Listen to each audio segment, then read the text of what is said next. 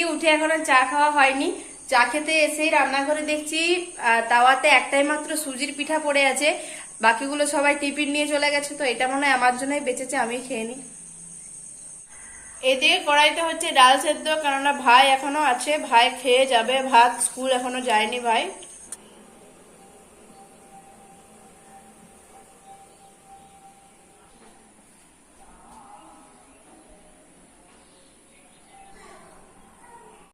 কোথায় খুঁজে খুঁজে কোথায় গেছিলেন? মন্দির বসতে গেছিলাম। দিয়ে আসুন। মন্দির মুখে গৌর নিতাই সব দাঁড়িয়ে আছে বাতাসা খাওয়ার জন্য। আমি ফুল তুলি। হ্যাঁ, এই ফুল তুলে পূজা করবো। আস্তে আস্তে হাঁটুন। হ্যাঁ, এই যে ফুল দুবার তুলি, তুলসা তুলি, এই সব ধোয়া ধুই করে এনে রেখে দিয়েছি। এবারে ফুল তুলবো, গৌর নিতাইকে সেবা দেবো। আমার এই যেখানে অনুকূল ঠাকুর আছে, এখানেও জল বাতাসা।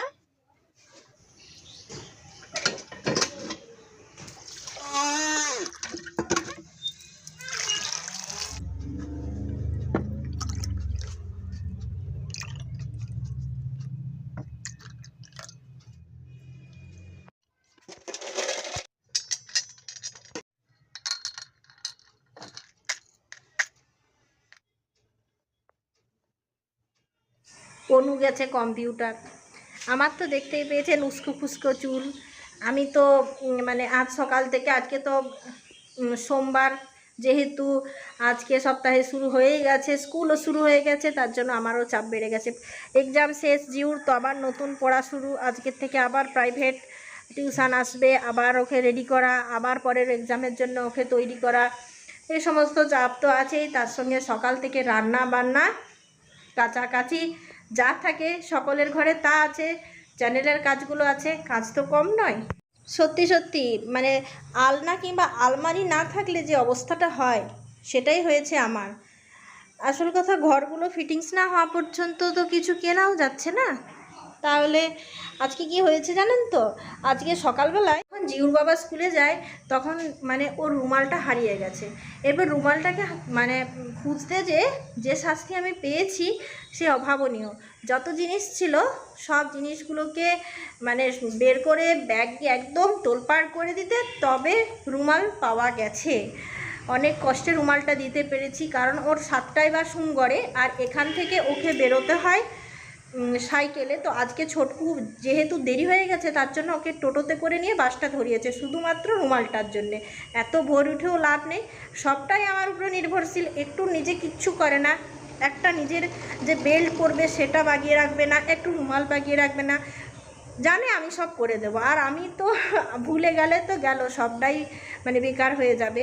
জানলাটা দিয়ে এত বাতাস আসছে না, জানলাটা যদি খুলেও রাখি বাতাসে গ্যাসটা নিভে যাচ্ছে। আর গ্যাসটার যে অবস্থা হয়েছে, গ্যাসটার আর কি দোষ বলুন তো? গ্যাসটা তো আমি এক্ষুনি পরিষ্কার করব আলু ভাজাটা নামিয়ে। তো এরপর আলু ভাজা। কেন আলু ভাজা? আলু ভাজাটা হচ্ছে দুই ভাইয়ের জন্য, জিউর জন্য আর গজুর জন্য। কে পূজা?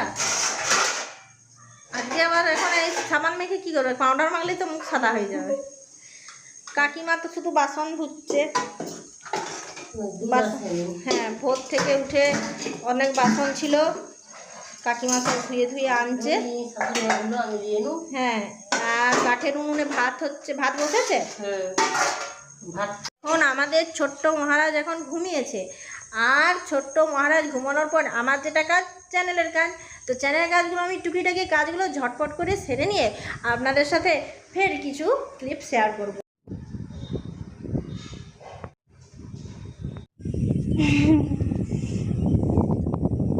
ওটা বাদ যাবে না, দেরি হয়ে গেছে। এই কথাটাও নিলে তো কী করবো? তুমি বললে আমি নেব না?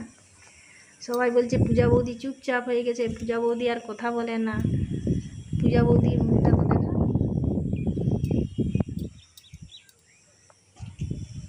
পূজা বৌদি এখন সাজুকুজু করছে, কারণ পূজা বৌদি তার সুপুত্রকে স্কুল থেকে আনতে যাবে।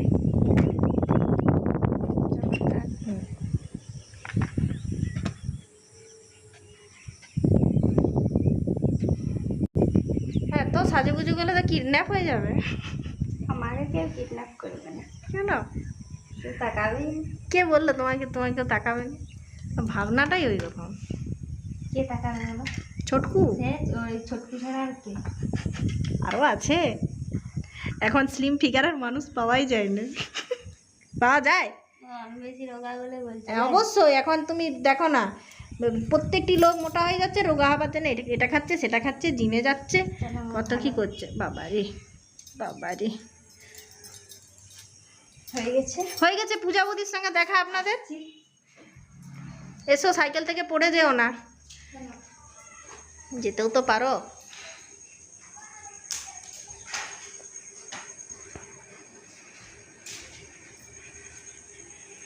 আসছি, আলু ভাজাগুলো দেখবে। আলু ভাজা চুঁয়ে গেছে আর হয়েও গেছে।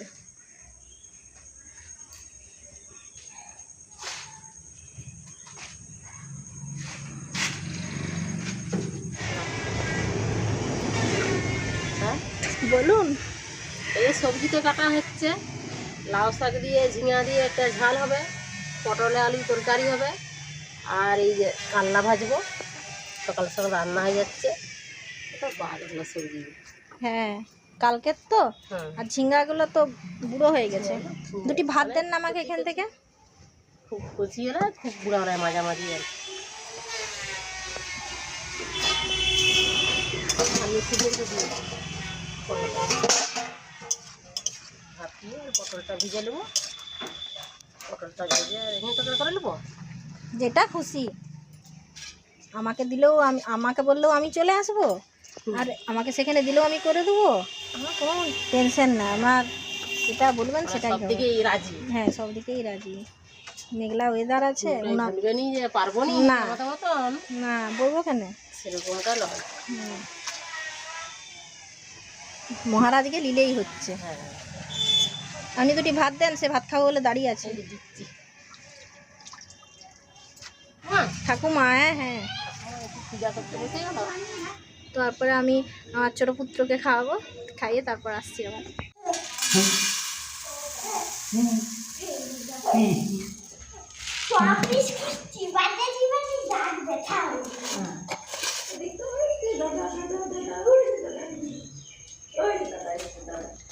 কি রে, খবর কি? কখন বেরিয়েছে বাবা?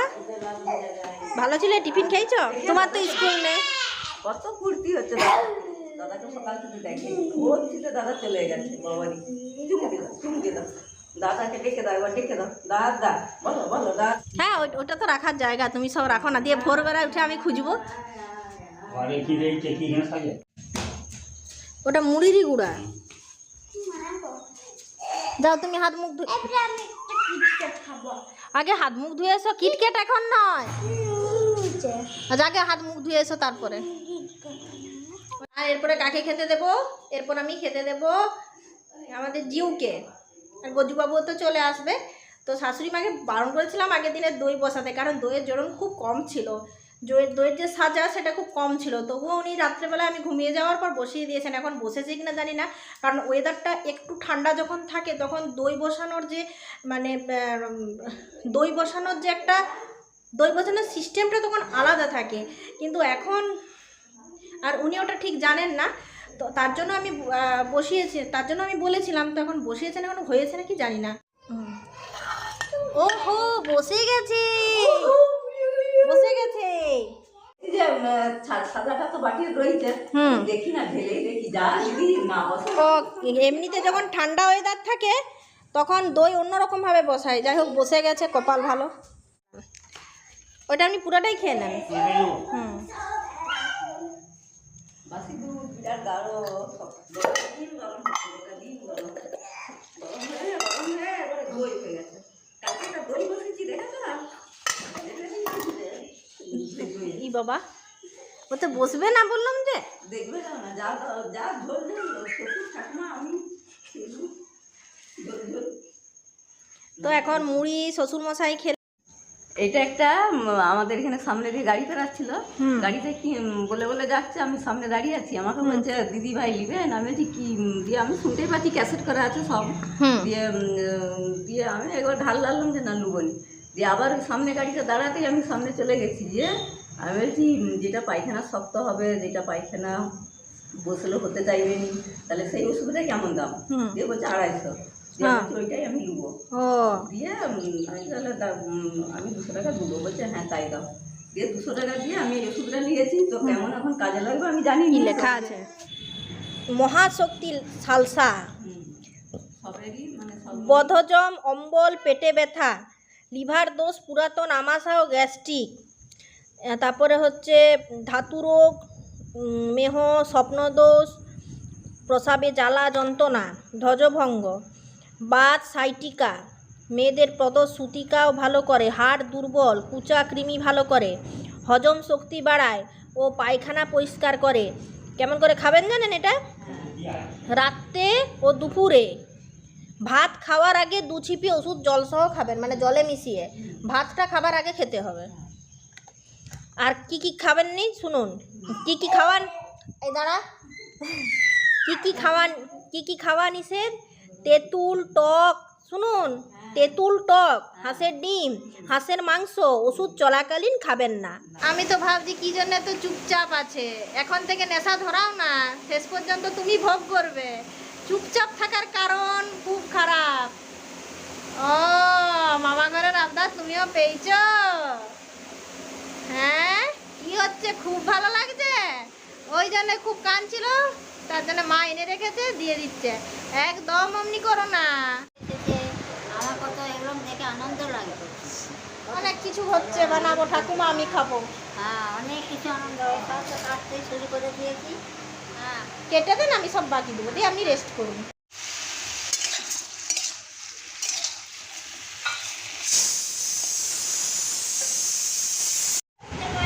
চলে তো এলাম বাপের বাড়ি, কিন্তু কাজ তো অনেক, তার জন্য কি করলাম, বাবাকে প্রথমে বলেছিলাম সবজি কিনে রাখতে। মায়ের তো শরীরে খুব একটা, মা তো খুব একটা পারে না, যার কারণে আজকে ভেবেছি রান্নাবান্নাগুলো এখানে সেরে নেব। আর আমার সাথে এসেছে ঠাকুমাকে নিয়ে এসেছি। ঠাকুমা নিজেই বললো যে আমি তোমার সাথে যাব, যদিও বাপের বাড়ি এতটা দূর নয়।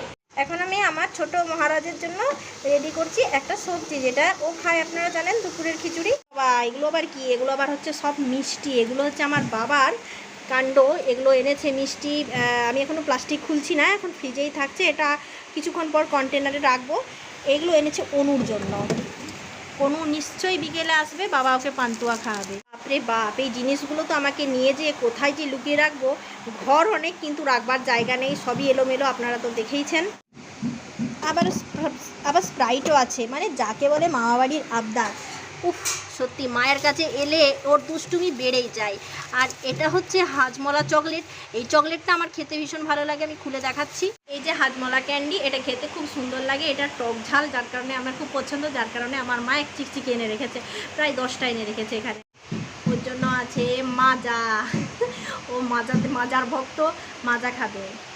আসলে আমার বাবা অনুকে খুবই ভালোবাসে, অনু একদম সত্যি সত্যি, মানে আমার বাবাকেও খুব ভালোবাসে, এত শ্রদ্ধা করে, বাবার প্রতি এত করণীয়। আমি না থাকাতেও বাবার জন্য চা করে দেয়, বাবাকে খাবার করে দেয়, মুড়ি এসে খাওয়ায়। অনুর মতো মেয়ে হয় না, যার জন্য অনুকে আমার বাবা খুবই ভালোবাসে। আর এসে দেখছি কি খাবার নেই, সব খাবারই আছে। গণদীপের জন্য বাবা ফলমূল কিনে রেখেছে, আর অনেক এখানে আম আছে, আর খেজুর গণদীপকে খাওয়ানো হয়, যার কারণে একটা নয় 2টো খেজুর, কর্নফ্লেক্স, পার্লেজি বিস্কুট, শুধু মানে এই জিনিসগুলোই নয়, তার সাথে কি আছে, তার সাথে ব্রেড আছে। তারপর এগুলো তো বুঝতেই পারা যাচ্ছে এগুলো কার, এগুলো তো হচ্ছে বড় বাবুর, তাই না? ওর জন্য মা আস্তে করে কিনে এনে রেখেছে ডায়েরি মিল্ক, কিটক্যাট। ওফো, ওরে বাপরে বাপ, এত কিছু! সত্যি ছেলেটা ওই জন্যই আসার জন্য ছটফট করছে, কারণ এই সমস্ত খবরগুলো মা ওকে দিয়ে দিয়েছে।